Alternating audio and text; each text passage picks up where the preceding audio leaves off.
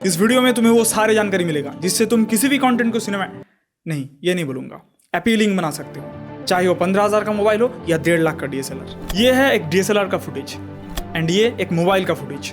DSLR, mobile, दोनों में फर्क तो है। DSLR का फुटेज को खराब दिखाने के लिए मैं सारे लाइट्स ऑफ करके ISO को बहुत बड़ा कर तुम्हें मिसगाइड कर ही सकता हूँ, लेकिन तुम्हें झूठी ख्वाब दिखाने के लिए और फालतू मोटिवेट करने के लिए मैं नहीं आया। एक कैमरा ही है और एक स्मार्टफोन ही है। दोनों अपनी जगह पर ही बेस्ट है, लेकिन एक बात सही है, it's not about the tool, it's about you.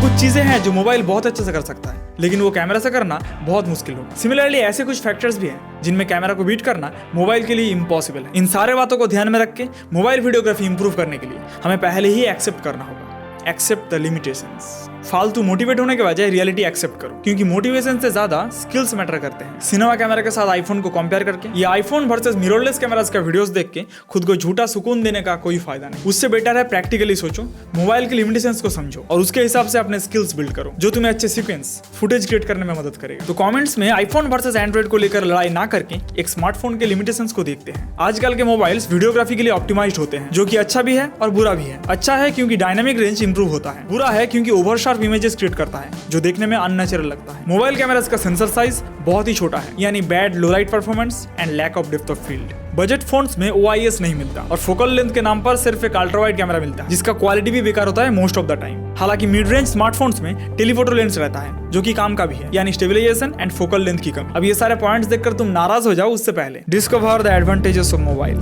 Limitations के साथ साथ कुछ एडवांटेजेस भी हैं जिनको फाइंड आउट करके हम स्ट्रेंथ बना सकते हैं एंड लिमिटेशंस को इग्नोर कर सकते हैं। मोबाइल वर्ड का मीनिंग है एबल टू मूव और बी मूव्ड इजीली, और यही इसका सबसे बड़ा एडवांटेज है, यानी स्मार्टफोन्स कॉम्पैक्ट होते हैं। हमारे पास 5 सेंसेस हैं, eyes, ears, nose, tongue and skin. लेकिन अब एक और बढ़ चुका है, वो है मोबाइल, जो हमारे पॉकेट में हमेशा रहता है, ऑलवेज एक्सेसिबल। तुम्हारा ज्यादा पैसा देखकर बहुत लोगों का जलता है, इसलिए कैमरा लेकर हर जगह घुसने नहीं देते, एक्स्ट्रा चार्जेस लगता है, वहां पर मोबाइल काम आएगा, लेस रेस्ट्रिक्शंस। अब इन एडवांटेजेस को दिमाग में रखना, बाद में यूज करेंगे। और मेरा दिमाग खराब हो रहा है DMs देख कर। कुछ दिन पहले एक स्क्रिप्ट राइटर के पास से DM आया था, तो जब मैंने उससे सैंपल मांगा तो उसने गूगल डॉक्स का फाइल भेज दिया जिसमें उसका कुछ बेसिक डिटेल्स लिखा हुआ था।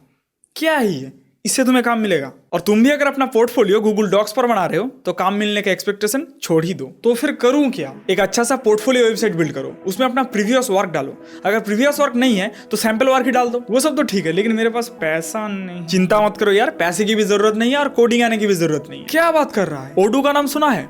ओडू, जो कि एक all in one business management software है, जिसमें 45+ apps like CRM, accounting, email marketing, invoicing, signing और भी बहुत सारे मिल जाएंगे। हम यूज करेंगे वेबसाइट बिल्डर को, and the best part is कोई भी एक ऐप लाइफ टाइम के लिए फ्री में यूज कर सकते हो। फिर भी वेबसाइट बिल्ड करना होगा खुद को ही। अरे घबरा मत, तुझे ज्यादा कुछ करना ही नहीं पड़ेगा, 4 सिंपल स्टेप्स फॉलो करना है बस। स्टेप 1, वेबसाइट का type, business and main goal select कर लो। स्टेप 2, मनपसंद कलर पैलेट या खुद का लोगो अपलोड कर दो। Step 3, add pages and features like pricing, success stories, services etcetera. Step 4, बहुत सारे AI जनरेटेड थीम्स मिलेगा, उसमें से किसी एक को चूज कर लो। डन। हाँ पता है, अब तेरे जैसे लोग जिनको टेम्पलेट से नफरत है वो खुद एक एक चीज को कस्टमाइज कर पाएंगे। एडिट के अंदर से हर एक टेक्स्ट बटन को चेंज कर सकते हो, एनिमेट कर सकते हो, फोटोज को अपने अकॉर्डिंगली चेंज कर सकते हो। अगर खुद के पास फोटोज नहीं है तो ओडू के अंदर ही अनस्प्लैश का लाइब्रेरी इंटीग्रेटेड मिलेगा, और अपने सर्विसेज के बारे में प्रोफेशनल तरीके से लिखने के लिए इंटीग्रेटेड AI भी मिलेगा। फिर तो बढ़िया है। बस यही नहीं, 1 साल के लिए फ्री में custom domain and life time के लिए होस्टिंग एंड सपोर्ट फ्री में मिलेगा। वाह। तो यार अगर तुम सीरियस हो अपने काम को लेकर तो प्लीज किसी को पोर्टफोलियो के नाम पर गूगल डॉक्स या PDF फाइल मत भेजना, इसमें कोई भी पैसा नहीं लगता। डिस्क्रिप्शन के लिंक से जाकर आज ही अपने लिए प्रोफेशनल वेबसाइट बिल्ड करो। वापस चलते हैं वीडियो में। देखो, सब्जी काटने के लिए नाइफ का शार्पनेस जरूरी है, लेकिन उसे चलाना भी तो आना चाहिए। तो कोई भी डिवाइस का फुलेस्ट पोटेंशियल यूज करने के लिए उसका हर एक एस्पेक्ट जानना जरूरी है। मास्टर मैनुअल कंट्रोल्स जैसे ISO, shutter speed, white balance, focus, FPS, इनको अच्छी तरह से जानने पर तुम्हें ऑटो मोड के ऊपर डिपेंड नहीं होना पड़ेगा। और ISO, शटर स्पीड, ये सारे फंडामेंटल्स हैं जो प्रोफेशनल कैमरास में भी रहता है, तो इन्हें मास्टरी करने से आखिर में फायदा तुम्हारा ही। ISO, जो कि एक सेंसिटिविटी है, सेंसर की लाइट के प्रति। आईएसओ बढ़ाने से सेंसर लाइट के प्रति ज्यादा सेंसिटिव होता है। जब तुम कम लाइट में वीडियो शूट कर रहे हो या वीडियो डार्क लग रहा है तब आईएसओ को थोड़ा सा बढ़ाना होगा जिससे वीडियो ब्राइट होगा। लेकिन आईएसओ को ज्यादा बढ़ाने से नॉइज दिखेगा क्योंकि तुम सेंसर को मजबूर कर रहे हो एक डार्क सीन को डिजिटली ब्राइट करने के लिए। तो बेसिक रूल ये है, पहले आईएसओ को सबसे कम रखो, उसके बाद लाइटिंग सेटअप करो, देन जरूरत होने पर आईएसओ को बढ़ाओ। FPS फ्रेम्स पर सेकंड, यानी एक सेकंड में कितने फ्रेम्स रिकॉर्ड हो रहे हैं, जैसे 24, 30, 60, 120 FPS। अब जितना ज्यादा फ्रेम वीडियो उतना ही स्मूथ। हम आंखों से 24 या 30 फ्रेम्स पर सेकंड जैसा देखते हैं जिनमें नेचुरल मोशन ब्लर रहता है। तो बेस्ट रिजल्ट के लिए 24 FPS पर शूट करो। And screen recording motion graphics के लिए 60 FPS। शटर स्पीड बताता है कैमरा का सेंसर कितनी देर तक खुला रहेगा, यानी सेंसर लाइट को कितनी देर तक कैप्चर करेगा। Fast shutter speed like 1/12,000 motion को फ्रीज कर देगा। And slow shutter speed like 1/30 motion blur create करेगा। लेकिन फास्ट शटर स्पीड के लिए ज्यादा लाइट लगेगा क्योंकि सेंसर कम समय के लिए खुला रहता है। FPS डिसाइड करता है एक सेकंड के अंदर कितने फ्रेम्स को कैप्चर करते हैं और शटर स्पीड डिसाइड करता है फ्रेम को कैप्चर करने की स्पीड क्या होगा। दोनों ही मोशन ब्लर को इंपैक्ट करता है। एक रूल है, FPS जितना होगा उसका दुगना शटर स्पीड रखना है। जैसे अगर तुम 24 FPS पर शूट कर रहे हो तो शटर स्पीड 1/48 या उससे ज्यादा रखना होगा for best result. Wide balance का मतलब है कैमरा को बताना कि तुम जिस लाइट पे शूट कर रहे हो उसका कलर क्या है, जिसको एडजस्ट करके सारे कलर्स को नेचुरल दिखाया जा सकता है। तुम जिस लाइट पर शूट कर रहे हो वो अगर ब्लू हुआ तो व्हाइट बैलेंस को एडजस्ट करके येलो ऐड कर सकते हो जिससे कलर नेचुरल हो जाएगा। सिमिलरली अगर लाइट येलो हुआ तो ब्लू ऐड कर सकते हो या क्रिएटिवली यूज करके अपने हिसाब से पर्टिकुलर लुक क्रिएट कर सकते हो येलो या ब्लू को ऐड करके। फोकस यानी कैमरा किस चीज को शार्प दिखाएगा। ऑटो फोकस का इशू ये है कि ये रिलायबल नहीं है। रिकॉर्ड करते वक्त दूसरी चीजों पर फोकस कर सकता है। मैनुअल फोकस में कंट्रोल तुम्हारे हाथ पर रहता है, इसलिए फोकस प्रिसाइजली कंट्रोल कर सकते हो। ये सारे टेक्निकल नॉलेजेस तुम्हें फ्लेक्सिबिलिटी देगा ताकि तुम्हारे एक्सपेक्टेशन के हिसाब से वीडियो को शूट कर पाओ। लेकिन अभी भी बहुत सारे बजट फोन्स में मैनुअल या प्रो मोड नहीं रहता है। वो फिल्मिक प्रो ऐप को डाउनलोड करके यूज कर सकते हैं गूगल से, और इस नॉलेज से तुम कैमरा को कंट्रोल कर सकते हो अपने हिसाब से, लेकिन ऑडियंस की आंखों को नहीं, जिसको कंट्रोल करने के लिए जानना होगा different aspects of videography. It's you not the camera. इस बात को प्रूव करने के लिए तुम्हारे अंदर भी तो कुछ चीजों का नॉलेज होना चाहिए। फ्रेमिंग एंड कंपोजिशन, बेसिकली कुछ रूल्स के अकॉर्डिंग तुम अपने शॉट के अंदर सब्जेक्ट एंड अदर एलिमेंट्स को अरेंज करोगे जो देखने में अपीलिंग लगेगा। वैसे ही कुछ कॉमन कंपोजिशन टेक्निक्स हैं, जैसे रूल ऑफ थर्ड्स। यहाँ पर तुम एक फ्रेम को 2 हॉरिजॉन्टल एंड वर्टिकल लाइन से डिवाइड करते हो जिससे 4 इंटरसेक्शन पॉइंट्स क्रिएट होता है। अब इनमें से किसी एक पॉइंट पर तुम्हें अपना सब्जेक्ट को प्लेस करना है। इसे अच्छे से यूज करने के लिए स्मार्टफोन पर ग्रिड लाइंस का ऑप्शन को इनेबल रखना। लीडिंग लाइंस, इसमें फ्रेम के अंदर इंटेंशनली कुछ लाइंस क्रिएट किया जाता है जो सब्जेक्ट के तरफ हमारा आइज को पॉइंट करेगा। बैलेंस्ड, कुछ सिचुएशंस पर रूल ऑफ थर्ड्स यूज करने से ऑपोजिट साइड ज्यादा ही खाली लग सकता है, तब वहां पर फ्रेम को बैलेंस्ड दिखाने के लिए एक दूसरे ऑब्जेक्ट को प्लेस किया जाता है। Frame in frame, artist intentionally frame के अंदर दूसरा फ्रेम क्रिएट करता है सब्जेक्ट के चारों तरफ अदर एलिमेंट्स को यूज करके या खिड़की दरवाजे के पास शूट करके। कैमरा मूवमेंट, अब कैमरा को लेकर थोड़ा भागदौड़ करना है। पैन, इसमें कैमरा को हॉरिजॉन्टली रोटेट करना होता है एक लोकेशन पर स्टैटिक रहकर। कैरेक्टर का एक्शन को फॉलो करने के लिए, नया इंफॉर्मेशन रिवील करने के लिए इस टेक्निक को यूज किया जाता है। व्हीप पैन, पैन मूवमेंट को ही बहुत तेजी से करने पर मोशन ब्लर क्रिएट होता है, यही है whip pan. High energy sequence में ये बढ़िया काम करता है जिसको एक ट्रांजिशन की तरह भी यूज किया जा सकता है। टिल्ट, पैनिंग हॉरिजॉन्टल होता है लेकिन वर्टिकल कैमरा रोटेशन को टिल्ट कहते हैं, यानी कैमरा का अपवर्ड या डाउनवर्ड रोटेशन। कैरेक्टर रिवील या एक लोकेशन का वास्टनेस को दिखाने के लिए यूज हो सकता है। पुश इन, कैमरा को सब्जेक्ट की तरफ धीरे धीरे मूव करना, कोई भी सीक्वेंस का एक मोमेंट को एम्फेसाइज करने के लिए परफेक्ट है। पुल आउट, पुश इन का ऑपोजिट, यानी सब्जेक्ट के पास से कैमरा को पीछे की तरफ पुल करना, कोई भी सीन का कॉन्टेक्स्ट दिखाने के लिए यूज होता है। डॉली जूम, कैमरा मूवमेंट को लेंस जूम के साथ कंबाइन करके डॉली जूम क्रिएट किया जाता है, और इसका नाम डॉली जूम है क्योंकि कैमरा सेटअप को स्केटबोर्ड टाइप एक चीज के ऊपर प्लेस करके मूव किया जाता है जिसको डॉली कहते हैं। ये एक यूनिक लुक क्रिएट करता है और इसे क्रिएट करना भी आसान है। तुम्हें बस एक सब्जेक्ट को मिडिल में प्लेस करके धीरे धीरे पीछे आना है, उसके साथ कैमरा पे जूम करना है। ट्रैकिंग शॉट, ट्रैकिंग शॉट में सब्जेक्ट को पूरे सीन के थ्रू ट्रैक किया जाता है उनके साथ साथ कैमरा को मूव करके। ये कैरेक्टर का स्पेसिफिक एक्शन को दिखाने के लिए अच्छा है। ये ऑडियंस के माइंड में सवाल पैदा करेगा, कैरेक्टर कहाँ जाने वाला है, नेक्स्ट क्या होने वाला है। ऑर्बिट, सब्जेक्ट के चारों तरफ कैमरा को ऑर्बिट करना। इस शॉट में एक डायनामिक मूवमेंट क्रिएट होता है। Camera angle and shot sizes, पहले तो एंगल एंड शॉट्स क्यों जरूरी है, क्योंकि यही ऑडियंस को गाइड करता है फ्रेम के अंदर कहाँ देखना है, किस पार्ट पर ज्यादा फोकस करना है, और समटाइम्स उसका ऑपोजिट कंफ्यूज करने के लिए। और कंफ्यूजन से दूर जाने के लिए शुरू करेंगे वाइड शॉट से। नाम से ही पता चलता है एक वाइड फ्रेम को दिखाया जाता है एनवायरनमेंट या सीन को सेट करने के लिए, इसीलिए इसको एस्टैब्लिशिंग शॉट भी कहा जाता है। इस शॉट को यूज करके ऑडियंस को ज्यादा से ज्यादा विजुअल इन्फॉर्मेशन दिया जाता है।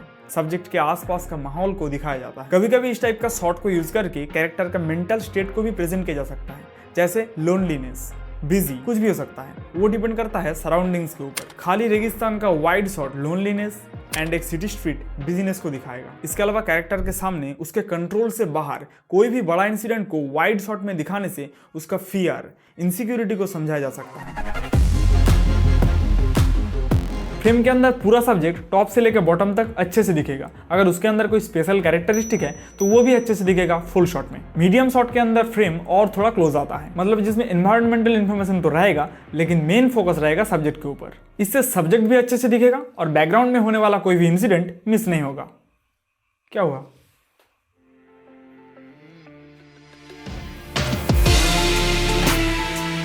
नाम के पीछे का राज कुछ ऐसा है। काउबॉयज बंदूक रखते थे यहाँ पर और जिस पे रखते थे उसको होल्स्टर कहते हैं। फ्रेम के अंदर कैरेक्टर को इतना दिखाना है ताकि वो होल्स्टर दिखे, इसीलिए इस शॉट का नाम काउबॉय शॉट है। ये मीडियम फुल शॉट जैसा ही है लेकिन कैमरा आई लेवल से थोड़ा सा नीचे रहेगा और फ्रेम के अंदर एक्टर का हिप्स के नीचे तक दिखेगा। इस शॉट को यूज करके हीरोइक पोजेस को दिखाया जाता है, जिससे हीरो का हीरोइज्म, पावर एंड कॉन्फिडेंस दिखता है। फ्रेम और थोड़ा सा क्लोज हुआ। मीडियम शॉट में कमर के ऊपर से कैरेक्टर को दिखाया जाता है। फिल्म्स में यही सबसे ज्यादा यूज किया जाने वाला शॉट है। यही सबसे कंफर्टेबल पोजीशन है डायलॉग्स डिलीवरी करने के लिए, और रियल वर्ल्ड में भी हम ऐसे ही इंटरेक्ट करते हैं लोगों से। मतलब कुछ ऐसा ही फ्रेम देखते हैं हमारे आंखों से 35 या 50 मिलीमीटर जैसा फील्ड ऑफ व्यू में। और इस शॉट में सब्जेक्ट एंड बैकग्राउंड के बीच में इक्वल बैलेंस क्रिएट होता है। मल्टीपल कैरेक्टर्स को एक साथ दिखाने के लिए परफेक्ट है ये शॉट।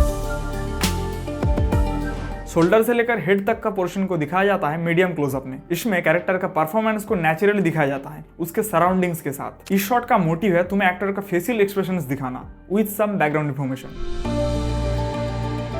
पूरे फ्रेम का 90% सिर्फ और सिर्फ सब्जेक्ट के लिए रहेगा। फ्रेम के अंदर बाकी सारी चीजों को एलिमिनेट करके कैरेक्टर का फेशियल एक्सप्रेशंस के ऊपर तुम्हें फोकस करने के लिए मजबूर किया जाता है क्लोजअप के यूज करके। कोई भी स्पेसिफिक माइनर डिटेल को अच्छे से दिखाने के लिए, छोटे से छोटे कैरेक्टरिस्टिक्स को अच्छे से दिखाने के लिए, जिसको यूजुअली नोटिस करना थोड़ा मुश्किल है, वहां पर यूज किया जाता है एक्सट्रीम क्लोजअप को। एक्सट्रीम क्लोजअप शॉट इंडिकेट करता है स्टोरी के अंदर उस पार्ट का इंपॉर्टेंस सबसे ज्यादा है। नोटिस करना जैसे जैसे हम आगे बढ़ रहे हैं ऑडियंस को और स्पेसिफिक पार्ट पर फोकस करने के लिए मजबूर किया जा रहा है एंगल्स एंड शॉट्स को यूज करके। कैरेक्टर के आई लेवल के ऊपर कहीं से भी शॉट को लिया जा सकता है। आई लेवल से थोड़ा ऊपर हो सकता है या फिर बहुत ऊपर से भी हो सकता है। Tension, surprise, anticipation, instability, chaos, detachment, fear, sadness, इन सब को एक्सप्रेस किया जा सकता है इसके जरिए से। कैरेक्टर को लेस कॉन्फिडेंट, वीक, उसका हाइट कम दिखाने के लिए high angle shot perfect. High angle से बिल्कुल ऑपोजिट, सब्जेक्ट के आई लेवल के नीचे से इस शॉट को लिया जाता है। लो एंगल सब्जेक्ट को बड़ा एंड लंबा दिखा सकता है, रियल लाइफ से ज्यादा पावरफुल एंड कॉन्फिडेंट दिखा सकता है। ये शॉट ज्यादातर फिल्मों में जिसके पास पावर एंड अथॉरिटी है उसको दिखाने के लिए यूज किया जाता है, और बंदूक की कमी से इसे घुमाना पड़ा। एक कैरेक्टर का इनर लाइफ को उसका पॉइंट ऑफ व्यू से देखने के लिए इस शॉट का यूज किया जाता है। कैरेक्टर के आईज के थ्रू हम सब कुछ देखते हैं, इसीलिए इमोशनल कनेक्शन बहुत जल्दी बिल्ड हो जाता है पीओवी शॉट्स में, और सस्पेंस क्रिएट करने के लिए भी ये शॉट बढ़िया रहता है। घर पे बैठकर टॉकिंग हेड वीडियो शूट करने के लिए इतना कुछ जानने का जरूरत नहीं, लेकिन अगर खुद के लिए क्रिएटिव बी रोल शूट करना चाहते हो तो ये जानना जरूरी है। और भी एक चीज जानना बहुत ही जरूरी है जिसके बिना हम देख ही नहीं सकते, लाइटिंग। चीजों को ज्यादा कॉम्प्लेक्स नहीं करूंगा। सब्जेक्ट को फ्रेम के अंदर अच्छी तरीके से विजिबल करने के लिए एक मेन लाइट सोर्स चाहिए। वो जितना बड़ा एंड सॉफ्ट होगा उतना ही अच्छा। इसको कहते हैं की लाइट। सब्जेक्ट को बैकग्राउंड से सेपरेट करने के लिए की लाइट के ऑपोजिट साइड में एक और लाइट यूज किया जा सकता है जो है रिम लाइट, और फ्रेम के अंदर दिखने वाला कोई भी लाइट सोर्स प्रैक्टिकल लाइट जो बैकग्राउंड को इंटरेस्टिंग बनाता है। दैट्स इट, ज्यादा जानने की जरूरत नहीं है, इससे ही शुरू करो। और अगर तुम्हें डिटेल में लाइटिंग के बारे में जानना है तो इस वीडियो को देख लेना डिस्क्रिप्शन का लिंक से। ओके, अब जो नॉलेज हमने गेन किया है उसको प्रैक्टिकली यूज करके देखते हैं, एक टॉकिंग हेड सेटअप स्क्रैच से बिल्ड करके। पहले ट्राइपॉड पर फोन को फिक्स करके कैमरा ओपन करेंगे, देन की लाइट यानी सॉफ्ट बॉक्स को साइड में प्लेस करेंगे। उसके ऑपोजिट साइड में RGB ट्यूब को लटकाएंगे रिम लाइट के लिए। अब टेबल पर एक टेबल लैम्प रखेंगे जो होगा हमारा प्रैक्टिकल लाइट, बैकग्राउंड को इंटरेस्टिंग बनाने के लिए। हमारा सेटअप रेडी है। अब जिस टूल पर मैं बैठूंगा उसके ऊपर एक मोबाइल स्टैंड रखूंगा। क्यों अभी पता चलेगा, इससे भी हाइट कम हो रहा था इसलिए एक बॉक्स के ऊपर मोबाइल स्टैंड को रख दूंगा। सामने की तरफ लाऊंगा थोड़ा सा, अब ठीक है। मोबाइल में प्रो मोड ओपन करूंगा सारे सेटिंग्स को एडजस्ट करने के लिए। पहले resolution 4K 24 fps, then ISO को बढ़ाऊंगा जब तक मुझे सही ना लगे। 320 ठीक लग रहा है। व्हाइट बैलेंस को एडजस्ट करके लाइट को नेचुरल करूंगा, बहुत ज्यादा येलो लग रहा है। फोकस को मैन्युअली एडजस्ट करूंगा। थोड़ा सा डिजिटल जूम करके जो ट्राइपॉड मैंने बिठाया था उस पर फोकस करूंगा, क्योंकि मैं वहीं पर बैठने वाला हूँ। अब जूम आउट करूंगा, लेकिन 1.5x जूम रखना होगा फ्रेम को सही करने के लिए। डन। अब बस बैठकर एक छोटा सा सैंपल लेना है, उसके बाद अगर कोई एडजस्टमेंट्स करना हो तो वो करके रिकॉर्डिंग स्टार्ट कर दो।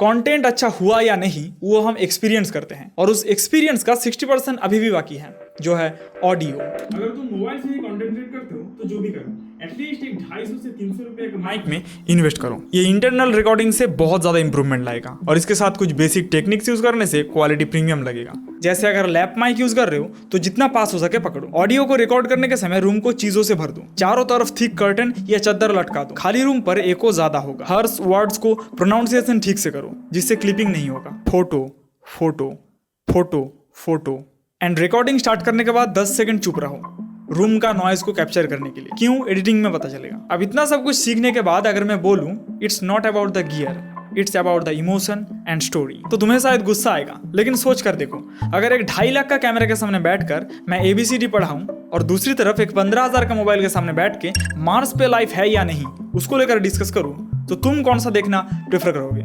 स्टोरी, तुम्हारा स्किल एंड गियर्स। इन तीनों में से स्टोरी का रोल 60%, स्किल्स 30% एंड गियर्स सिर्फ 10% रोल निभाता है। Expensive gear, expert creator, bad story, average video. Cheap gear, amateur creator, good story, good video. Cheap gear, expert creator, great story, great video. Expensive gear, amateur creator, bad story, flop video. तो किससे shoot करेंगे इससे ज्यादा important है क्या और कैसे shoot करेंगे। तो स्टोरी टेलिंग को लेकर और बकबक नहीं करना चाहता, उसके बारे में ऑलरेडी 3 वीडियोस बना चुका हूँ, डिस्क्रिप्शन के लिंक से देख लेना। अब इतनी देर से जो भी सीखा ये सारे बेस्ड नॉलेज था, जिससे तुम्हारा टेस्ट बिल्ड होगा, नजरिया सही होगा। अब पर्टिकुलरली मोबाइल शूटिंग का एडवांटेजेस को यूज करेंगे। स्मार्टफोन का एडवांटेजेस को हमने पहले ही देख लिया है, जो मैंने याद रखने के लिए कहा था। अब उनको ही यूज करके कुछ क्रिएटिव शॉट्स लेंगे। Beyond simplicity. फर्स्ट शॉट के लिए मोनोपॉड पर मोबाइल को फिक्स कर दूंगा। मेरा ट्राइपॉड का एक लेग निकल जाता है, जिसको मैं मोनोपॉड की तरह यूज कर सकता हूँ। तुम ट्राइपॉड को भी यूज कर सकते हो। फोन को थोड़ा सा नीचे की तरफ टिल्ट करके रखेंगे एंड लेग को फुल एक्सटेंड कर देंगे। अब अल्ट्रा वाइड लेंस पे वीडियो रिकॉर्डिंग ऑन करके आगे बढ़ोगे तो मिल जाएगा fake drone shot. Same technique, बस अलग पोजीशन यूज करने से मिलेगा FPV ड्रोन शॉट। मेरा ट्राइपॉड का गर्दन 90 डिग्री मुड़ता है, इसको ही यूज करके दूसरा शॉट लिया है। इसके बदले तुम सीलिंग फैन के ऊपर फोन को अटैच कर सकते हो, बस फैन ऑन मत कर देना। तो फोन को अटैच करना है, बैकग्राउंड सेटअप करना है और रिकॉर्डिंग ऑन करके सो जाना है। टॉप व्यू शॉट मिलेगा। पोस्चर करेक्शन का एक बेल्ट था मेरे पास, उसको ही यूज किया। जैसे तैसे करके स्मार्टफोन होल्डर को भी अटैच किया और फोन को लगा दिया। स्मार्टफोन चेस्ट होल्डर भी मिलता है, 300 रुपए में आ जाएगा। 360 डिग्री व्यू देख लो। रिकॉर्डिंग ऑन करके आगे बढ़ने से मिलेगा POV शॉट।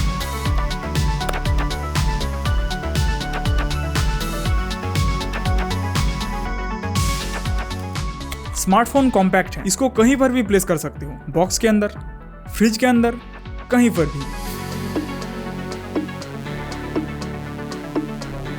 अब इससे भी नहीं हो रहा, तुम्हें और भी मसालेदार शॉट चाहिए, तब कुछ एक्सेसरीज यूज कर सकते हो। देखो, कूल दिखने वाले रिग सेटअप में तुम्हें पैसा बर्बाद नहीं करना है, क्योंकि वो सिर्फ देखने में ही अच्छा लगता है। प्रैक्टिकली सोच कर देखो, मुंह के सामने लाइट लगाकर तुम कहां और क्या शूट करने वाले हो। मोबाइल को यूं ही पकड़ा नहीं जा रहा, उसके लिए हैंडल्स चाहिए। उससे अच्छा मैजिक आर्म में इन्वेस्ट करो, एक स्टडी ट्राइपॉड खरीदो। अगर तुम्हारे फोन में OIS नहीं है तो स्मार्टफोन गिम्बल खरीदो। ऑब्वियसली अगर तुम आउटडोर शूट करते हो तभी।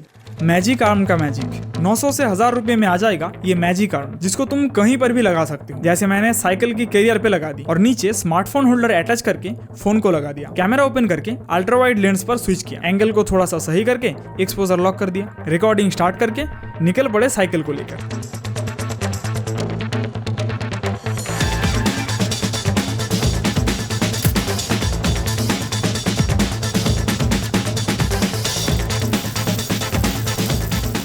अब मैजिक आर्म को साइकिल के हैंडल में फिक्स कर दिया। इससे तुम्हें बहुत सारे यूनिक पर्सपेक्टिव्स मिल सकता है।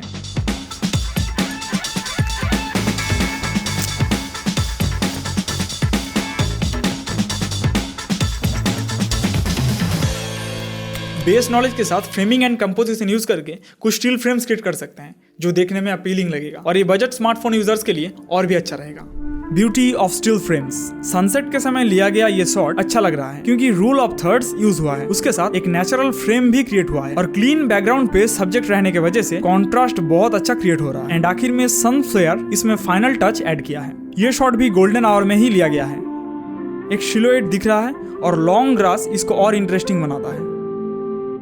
नेचर यूं ही खूबसूरत है, लेकिन स्टिल फ्रेम्स में एक बात ध्यान में रखना कि फ्रेम के अंदर थोड़ा सा मूवमेंट रहे। जैसे इस शॉट में नारियल का पेड़ हवा की वजह से हिल रहा है। एंड ये शॉट अच्छा लग रहा है कलर्स की वजह से। बाहर हल्का सा ब्लू दिख रहा है और उसके साथ ऑरेंज। क्योंकि मैं यहाँ पर कुछ सोच रहा हूँ इसलिए स्टिलनेस और अच्छा लग रहा है। ये सारी चीजें प्रैक्टिस करते करते देखना इंट्यूशन में बदल जाएगा। तब तुम कोई भी फिल्म को ऑटोमेटिकली बेहतर बना पाओगे। कॉन्शियसली कोई भी रूल को याद रखने की जरूरत भी नहीं पड़ेगा। लगभग सब कंप्लीट। अब थोड़ा एडिटिंग का मसाला डालना है बस। एडिटिंग याद रखना, एडिटिंग का मतलब तुम्हारा स्किल दिखाना नहीं है, तुम्हारे स्टॉक में कितने एसेट्स है वो दिखाना नहीं है। एडिटिंग का मकसद स्टोरी को आगे बढ़ाना है। हर एक कट पर्पसफुली होना चाहिए। हर एक element like text, sound effect, colour thoughtful होना चाहिए। ओके, तो मैं अब एडिटिंग में 3 बेसिक चीजों को दिखाऊंगा। Audio processing, indoor footage editing, outdoor footage editing. Audio processing. सबसे पहले एक्सटर्नल माइक से रिकॉर्ड किया हुआ ऑडियो को फोन का ऑडियो के साथ सिंक करना होगा। क्योंकि मैंने दूसरे फोन से ऑडियो को रिकॉर्ड किया था, लेकिन तुम जिस फोन से वीडियो शूट कर रहे हो अगर उस पर ही माइक लगाकर रिकॉर्ड करते हो तब ये करने की जरूरत नहीं है। तो सबको सिलेक्ट कर लेना है, then right click synchronise. Okay, अब दोनों ट्रैक सिंक्रोनाइज हो चुके हैं। अगर तुम मोबाइल से ही कंटेंट क्रिएट करते हो तो इंटरनल रिकॉर्डिंग को ऑल्ट प्रेस करके सिलेक्ट करेंगे एंड डिलीट कर देंगे। एंड इस ऑडियो के साथ लिंक कर देंगे वीडियो को। दोनों को सिलेक्ट करके राइट क्लिक, लिंक। अब दोनों ट्रैक लिंक हो चुका है। अब बारी है ऑडियो प्रोसेसिंग का। क्लिप को सिलेक्ट करके right click, then edit clip in Adobe Audition. Automatically Adobe Audition open हो जाएगा। अब मैंने बोला था कि रिकॉर्ड करते समय 10 सेकंड चुप रहकर रूम का नॉइज को कैप्चर करने के लिए, वो यहाँ पर काम आएगा नॉइज रिडक्शन करने के लिए। तो इस साइलेंट पार्ट को सिलेक्ट कर लूंगा एंड कीबोर्ड पर शिफ्ट P प्रेस करूंगा नॉइज प्रिंट को कैप्चर करने के लिए। ओके, अब सॉफ्टवेयर को समझ आ चुका है कि नॉइज कैसा है। अब पूरा ऑडियो ट्रैक को सिलेक्ट करूंगा कंट्रोल A दबाकर एंड इस पे नॉइज रिडक्शन को अप्लाई करेंगे along with the noise print data. उसके लिए कंट्रोल शिफ्ट P एक साथ दबाना है एंड यहाँ से नॉइज को कितना कम करना है वो एडजस्ट करके अप्लाई कर देना है। डन। ये आसान प्रोसेस था जिनके पास कोई प्लगइन नहीं है उनके लिए, लेकिन मैं आइसोटोप का RX8 प्लगइन यूज करता हूँ। उस प्रोसेस को भी दिखा देता हूँ। इफेक्ट्स ट्रैक में एक इफेक्ट ऐड करेंगे। यहाँ से VST3, रेस्टोरेशन, आइसोटोप, स्पेक्ट्रल डिनॉइज। अब एक विंडो ओपन हो जाएगा जिसको साइड में रखना है एंड वही एम्प्टी स्पेस यानी नॉइज को सिलेक्ट करना है और यहाँ से लर्न पर क्लिक करके ऑडियो को प्ले करना है, जिससे सॉफ्टवेयर को पता चलेगा कौन सा नॉइज है। देन रिडक्शन एंड थ्रेशोल्ड को थोड़ा सा एडजस्ट करना है। क्वालिटी को बेस्ट करके इस विंडो को क्लोज कर देना है। सुन सकते हो नॉइज बहुत हद तक कम हो चुका है। ये इंटरनल रिकॉर्डिंग से अब दूसरा इफेक्ट ऐड करेंगे, amplitude and compression, multi band compressor and preset के अंदर से ब्रॉडकास्ट चूज करेंगे। अब सुन के देखो, ये इंटरनल रिकॉर्डिंग से बहुत ज्यादा इंप्रूवमेंट लाएगा। ऑडियो लेवल देख सकते हो -3 के ऊपर भी जा रहा है। क्लैरिटी के साथ साथ वॉल्यूम भी इंक्रीज हुआ है थोड़ा ज्यादा ही, जो कि बिल्कुल भी ठीक नहीं है। -5 या 6 डेसिबल परफेक्ट है। तो एक और इफेक्ट ऐड करेंगे, amplitude and compression hard limiter. Maximum amplitude को -5 कर देंगे। ऑडियो प्ले करने पर देख सकते हो लेवल -5 के ऊपर नहीं जाएगा। अब क्योंकि हमने नॉइज रिडक्शन के बाद ब्रॉडकास्ट इफेक्ट अप्लाई किया था, इसलिए पूरे ऑडियो के साथ साथ नॉइज भी बढ़ चुका है। तो हमें दूसरा नॉइज रिडक्शन अप्लाई करने की जरूरत नहीं, बस इस पार्ट का नॉइज के डेटा को सॉफ्टवेयर को बता देना है। सिलेक्ट करेंगे स्पेक्ट्रल डिनॉइज इफेक्ट को, एडिट करेंगे एंड लर्न पर क्लिक करके ऑडियो को प्ले करेंगे। डन। अब last and final effect add करेंगे। फिल्टर एंड EQ में से ग्राफिक इक्वलाइजर 10 बैंड्स। ऑडियो को थोड़ा सा शार्प करने के लिए हाई फ्रीक्वेंसी को थोड़ा सा बढ़ाऊंगा। ये इंटरनल रिकॉर्डिंग से क्वालिटी बहुत ज्यादा इंप्रूवमेंट लाएगा। एंड लो फ्रीक्वेंसीज को थोड़ा सा कम करूंगा। इसको क्लोज कर देंगे एंड अप्लाई। अब ऑडिशन को क्लोज कर सकते हैं। सेव चेंजेस यस करेंगे और ऑडियो ऑटोमेटिकली अपडेट हो जाएगा प्रीमियर में। यही तो है डायनामिक लिंक का मजा। ये इंटरनल रिकॉर्डिंग से क्वालिटी बहुत ज्यादा इंप्रूवमेंट लाएगा। Indoor footage editing. तो इस मोबाइल फुटेज को पहले कलर करेक्शन करेंगे। लुमेट्री कलर से बेसिक करेक्शन के अंदर जाएंगे और बेसिक एडजस्टमेंट्स करेंगे। एक एक स्लाइडर को पहले थोड़ा ज्यादा ही बढ़ाएंगे, देन धीरे धीरे कम करेंगे। पहले एक्सपोजर को हल्का बढ़ाएंगे। स्मार्टफोन का फुटेज में कॉन्ट्रास्ट ज्यादा ही रहता है तो उसको कम करेंगे। हाईलाइट्स को भी थोड़ा सा कम, शैडोज को हल्का सा लिफ्ट करेंगे, व्हाइट एंड ब्लैक्स को भी कम करेंगे। अब मोबाइल का डिसएडवांटेज में बोला था कि शार्पनेस बहुत ज्यादा होता है, तो क्रिएटिव के अंदर से शार्पनेस को कम करेंगे। बिफोर आफ्टर से देख सकते हो शार्पनेस कम करने पर स्किन थोड़ा सा स्मूथ हुआ है और नेचुरल भी लग रहा है। अब HSL सेकेंडरी के अंदर जाएंगे स्किन टोन को ठीक करने के लिए। सेट कलर के अंदर से इस आई ड्रॉपर को सिलेक्ट करेंगे एंड स्किन कलर को पिक करेंगे। अब इस प्लस आइकॉन से स्किन कलर का डिफरेंट शेड्स को पिक करना है। कलर ग्रे को एनेबल करने पर सिर्फ सिलेक्टेड एरिया ही दिखेगा। अब इन स्लाइडर्स को एडजस्ट करके स्किन को सिलेक्ट कर लेंगे एंड स्मूथ सिलेक्शन के लिए डिनॉइस एंड ब्लर को थोड़ा बढ़ाएंगे। अब करेक्शन के अंदर जाएंगे, मिड टोन्स में हल्का सा रेड ऐड करेंगे, हाईलाइट्स में पिंक टोन, शैडोज में भी थोड़ा सा रेड। अब शैडोज एंड मिड टोन्स को लिफ्ट करेंगे जिससे स्किन ब्राइट होगा। अब विनियट के ऑप्शन पर जाएंगे, अमाउंट को -0.4 करेंगे, फेदर को 0 करके मिड पॉइंट एंड राउंडनेस को ठीक कर लेना है। देन फेदर को बढ़ा देंगे। Before after. अब एक स्पेशल मसाला, प्रोजेक्ट पैनल में right click, new item, adjustment layer. Okay, adjustment layer को प्लेस करके एक्सटेंड करना है एंड इफेक्ट्स में से गॉसियन ब्लर सर्च करके एडजस्टमेंट लेयर के ऊपर डालेंगे। अब ब्लरीनेस को थोड़ा सा बढ़ाएंगे एंड लुमिट्री कलर में से कर्व को एडजस्ट करेंगे थोड़ा कॉन्ट्रास्ट ऐड करने के लिए। देन क्रिएटिव के अंदर जाकर शार्पनेस को -100 कर देंगे। अब एडजस्टमेंट लेयर का ओपेसिटी के अंदर एक मास्क क्रिएट करेंगे पेन टूल यूज करके। मास्क एक्सपेंशन को थोड़ा बढ़ाएंगे एंड फेदर को बहुत ज्यादा। देन मास्क को इन्वर्ट कर देना है, इससे सब्जेक्ट को छोड़कर बैकग्राउंड ब्लर हो जाएगा। डिफरेंस देख सकते हो। आउटडोर फुटेज एडिटिंग, तो लुमिट्री कलर में जाएंगे, सैचुरेशन को थोड़ा कम करके वाइब्रेंस को बढ़ाएंगे क्योंकि सैचुरेशन सारे कलर्स को अफेक्ट करता है, जहां वाइब्रेंस सिर्फ जो कलर्स कम है उन पर इफेक्ट करता है। अब बेसिक करेक्शन के अंदर जाकर टेम्परेचर को थोड़ा बढ़ाएंगे क्योंकि शॉट को मैंने सनसेट के टाइम लिया था, इसलिए वार्म टोन अच्छा लगेगा। कॉन्ट्रास्ट एंड शैडोज को थोड़ा कम करके व्हाइट्स एंड ब्लैक्स को थोड़ा बढ़ाएंगे। अब कर्व के अंदर जाएंगे एंड रेड कलर को सिलेक्ट करके हाईलाइट में एक पॉइंट ऐड करेंगे, उसको लिफ्ट करेंगे एंड शैडोज में एक पॉइंट क्रिएट करके वहीं पर रखेंगे जिससे सिर्फ हाईलाइटेड एरिया ही अफेक्टेड होगा। देन ब्राइटनेस को सिलेक्ट करके एक सटल एज कर्व क्रिएट करेंगे। Before after. Colour wheels and match open करके शैडोज में हल्का सा ग्रीन एंड डार्क करेंगे, मिड टोन्स में येलो एंड हाईलाइट्स में रेड ऐड करेंगे। अब एक एडजस्टमेंट लेयर क्रिएट करेंगे, देन लुमिट्री कलर डालेंगे, देन कर्व को ओपन करके पूरे क्लिप को डार्क करेंगे। सेम वही क्रिएटिव के अंदर जाकर शार्पनेस को -100 कर देंगे। अब एक मास्क क्रिएट करेंगे, मास्क को मिडिल में रखेंगे और फोरग्राउंड को डार्क करेंगे। एक्सपोजर को और थोड़ा कम करते हैं। अब एडजस्टमेंट लेयर को ऊपर उठाकर इस क्लिप को डुप्लीकेट करेंगे ऑल्ट ड्रैग करके और इस क्लिप में एक्सपोजर को बढ़ाएंगे। अब एक मास्क क्रिएट करना होगा जो सिर्फ ब्राइट एरियाज पर रहेगा। मास्क एक्सपेंशन एंड फेदर को एडजस्ट करेंगे, इफेक्ट्स में से गॉसियन ब्लर सर्च करके डालेंगे इस क्लिप के ऊपर। ब्लरीनेस को बढ़ाएंगे। यहां पर एक गलती हो चुका है, लुमिट्री कलर के अंदर हमने जो मास्क क्रिएट किया था वो मास्क क्लिप के ओपेसिटी के ऊपर करना था। कोई बात नहीं, इसका सोल्यूशन भी है। लुमिट्री कलर के अंदर मास्क को सिलेक्ट करके Ctrl+X दबाना है एंड ओपेसिटी सिलेक्ट करके पेस्ट कर देना है Ctrl+V दबाकर। डन। अब ब्लेंड मोड को सॉफ्ट लाइट सिलेक्ट करके ओपेसिटी को कम करेंगे एंड ब्लरीनेस को बढ़ाएंगे। बिफोर आफ्टर देख सकते हो। अब तुम्हारे पास वो सारे नॉलेजेस हैं जिससे तुम किसी भी स्मार्टफोन का फुटेज को सिनेमैटिक बना सकते हो। बोल ही दिया ना तूने। स्मार्टफोन को कैमरे के साथ कंपेयर करने की जरूरत ही क्या है? आईफोन वर्सेस एंड्रॉइड को लेकर लड़ाई करने का क्या फायदा? जब तुम्हारा स्किल चमकेगा तब बोलने की जरूरत नहीं है। और पोर्टफोलियो के बारे में मत भूलना। जल्दी मिलूंगा अगले वीडियो पर, तब तक के लिए बाय।